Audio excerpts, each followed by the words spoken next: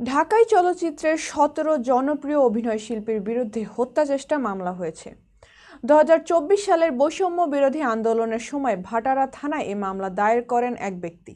বিস্তারিত অঞ্জলি কবিরের ডেস্ক রিপোর্টে। ঢাকাই চলচ্চিত্রের জনপ্রিয় অভিনেত্রী নুসরাত ফারিয়া, নিপুণ আক্তার, আসনা হাবিব ভাবনা, অপু বিশ্বাস, সুবর্ণা মোস্তফা, রোকেয়া প্রাচী, সোহানা সাবা, মেহের আফরোজ শাওন, জ্যোতিকা জ্যোতি এবং চিত্রনায়ক জায়েদ খান, সাইমন সাদিক, আজিজুল হাকিম সহ মোট ১৭ জন অভিনয় শিল্পীর বিরুদ্ধে হত্যা চেষ্টা মামলা করা হয়েছে। রাজধানীর ভাটারা থানাধীন এলাকায় ২০২৪ সালের বৈষম্য বিরোধী আন্দোলন চলাকালে এই মামলার ঘটনা ঘটে বলে অভিযোগে উল্লেখ করা হয়েছে। মামলার বিষয়টি নিশ্চিত করেছেন ভাটারা থানার ভারপ্রাপ্ত কর্মকর্তা।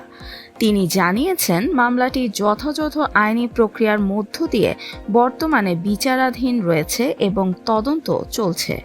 মামলার নথিপত্র পর্যালোচনা করে জানা গেছে, মামলাটি দায়ের করেছেন এনামুল হক নামে এক ব্যক্তি। তিনি মামলায় সাবেক প্রধানমন্ত্রী ও আওয়ামী লীগ সভানেত্রী শেখ হাসিনা এবং তার সরকারের সংশ্লিষ্ট ২৮৩ জন কর্মকর্তা কর্মচারী সহ অজ্ঞাতনামা আরও ৩00-৪০০ জনকে আসামি করেছেন। মামলায় অভিযোগ করা হয়েছে ২০২৪ সালের বৈষম্য বিরোধী ছাত্র আন্দোলন এর সময় এই আসামিরা আন্দোলন দমন করতে পরিকল্পিতভাবে কাজ করেছেন। নুসরাত ফারিয়া সহ কয়েকজন অভিনয় শিল্পীর বিরুদ্ধে অভিযোগ করা হয়েছে, তারা আন্দোলন দমন করতে বিপুল অর্থ সরবরাহ করেছেন। বাদী এনামুল হক মামলায় উল্লেখ করেন, আমার ওপর হত্যা চেষ্টা চালানো হয়েছিল।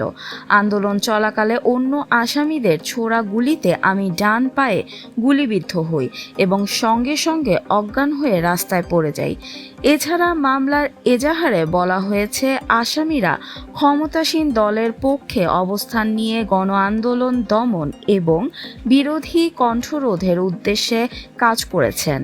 বাদীর অভিযোগে উঠে আসে, অভিনেতা অভিনেত্রীরা কেবল অর্থ যোগানই দেননি, বরং বিভিন্ন প্রচার মাধ্যমে আন্দোলনের বিরুদ্ধে অবস্থান নিয়েছেন, যাতে সরকারপন্থী অবস্থানকে দৃঢ় করা যায়। এই মামলার প্রেক্ষিতে চলচ্চিত্র অঙ্গনেও চাঞ্চল্য ছড়িয়ে পড়েছে।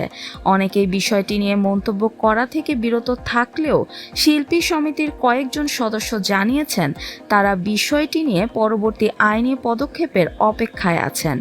ভাটারা থানার ওসি বলেন, মামলাটি নিয়মতান্ত্রিকভাবে তদন্তাধীন রয়েছে। যেহেতু বিষয়টি আদালতের আওতায় চলে গেছে, তাই তদন্ত শেষে যথাযথ ব্যবস্থা গ্রহণ করা হবে।